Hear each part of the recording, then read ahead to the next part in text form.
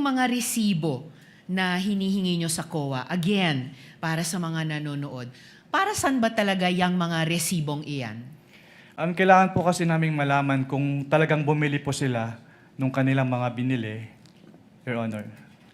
Okay. Kailangan malaman nyo kung talagang binili Yes po. yung sinabing ibinili. Opo. At At doon lang po namin makikita yun sa official receipt or sales invoice po. okay, OR o kaya sales invoice. At hindi lamang sa mga AR.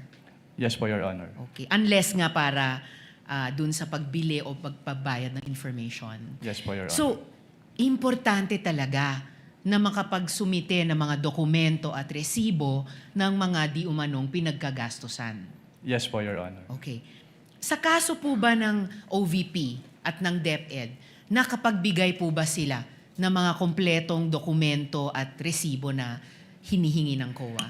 Ang tanging period lang po sa pagkakalam ko na mayroong documentary evidence of payments based on may stay sa ICFAO o yung fourth quarter of 2022. At based po dun sa kanilang documentary evidence of payments for that period, wala po silang sinamit na official receipt or sales invoice, tanging mga acknowledgement receipts lang po.